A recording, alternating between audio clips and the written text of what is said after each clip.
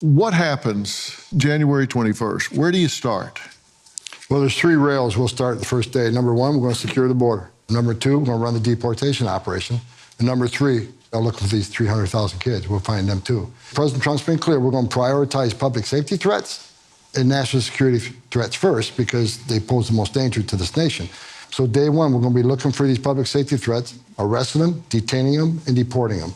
And if these sanctuary city mayors don't want to help, then get the hell out of the way because we're coming. We're doing it. You say that the left media has it backwards, branding you as the bad guy. How are you the bad guy? You know, I grew up in a family full of cops. My grandfather's a cop. My dad was a cop. And we're in a situation now where the left thinks those who enforce the laws are the bad guys, those who broke the law are the victims. Well, we're going to change that after January 20th.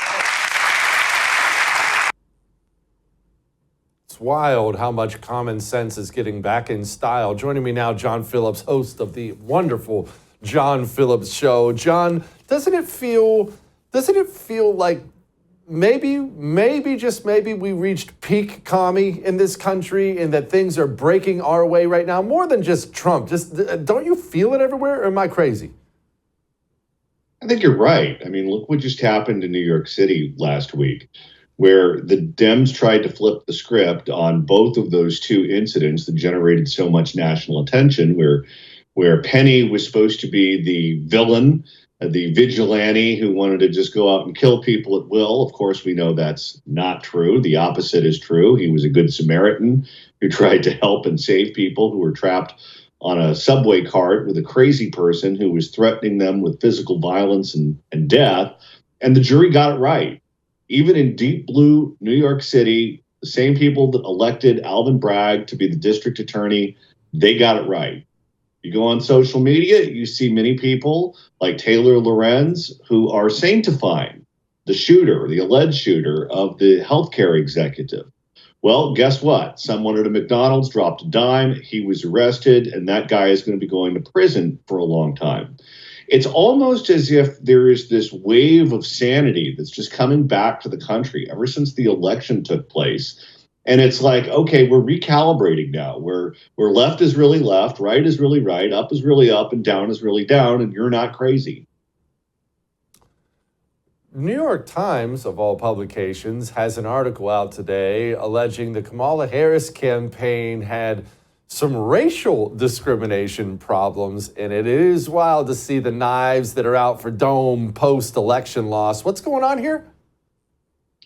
Oh, yes. Well, this is something we've known for quite some time, which is any tool that they use against Republicans, at some point they use on themselves. Because if that's what you know, that's what you know. And if you don't like the result or you don't get your way, and a weapon that has been successful for you in the past at moving things in your direction is calling people racist, and you work for Kamala Harris and you didn't get what you thought you deserved, or you didn't get the outcome in the election that you had hoped for, well, then why not just call them racist? Why not just throw those charges that you would throw at a Republican without hesitation against your own boss? And now Kamala is getting a little bit of a taste of her own medicine. I mean, don't forget, she's the one that did this to Joe Biden back in the 2020 Democratic primary when they were on stage and she went after him on busing and practically called the man David Duke. Well, guess what? It's your turn in the barrel, lady. John, obviously, as you and I have spoken about many times before, this is an extremely nakedly ambitious woman, pardon the pun there. She's not going to take a loss for president and just go back to the sidelines and raise her non-kids. She's going to figure out some other way to try to rise to something. Is that another run at the presidency? Is she going to make a run at the governor? Is she going to win governor? Well, it's been done before. I mean, go back and look at different vice presidents or vice presidential candidates. When they're out of the limelight, they typically find some office that they think is winnable and they run.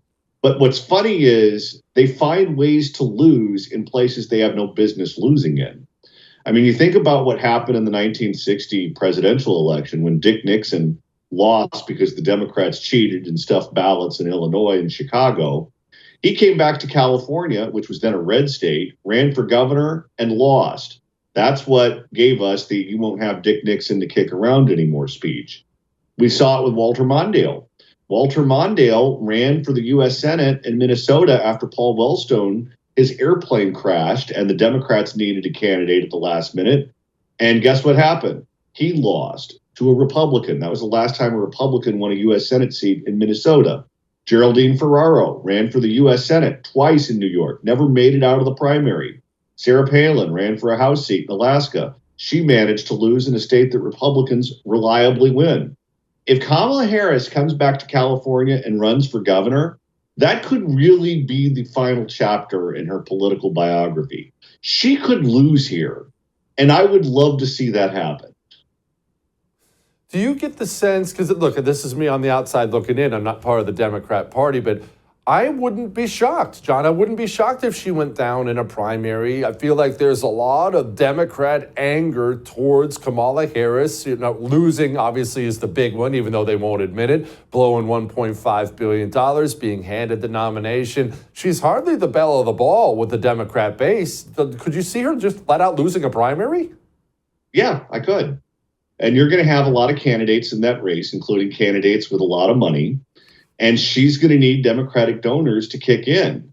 And I remember reading one report saying that Democratic donors would only help her retire her campaign debt if she agreed not to run next time.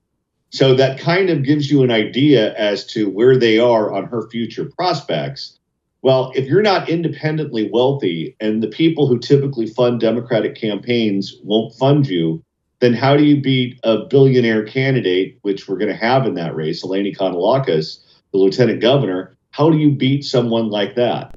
And the answer is it gets a lot harder, and Kamala is no shoo-in. Wow. That may have been the last we see of Dome. John, thank you, my brother. As always, you're the best. I would thank you for coming to my YouTube channel, but I know how brilliant it is, and I know you love it here. So subscribe and watch. We're going to start really ramping things up and putting some funny stuff, some interesting stuff out there, some collaborations. Either way, my YouTube channel is officially the place to be. So stick around.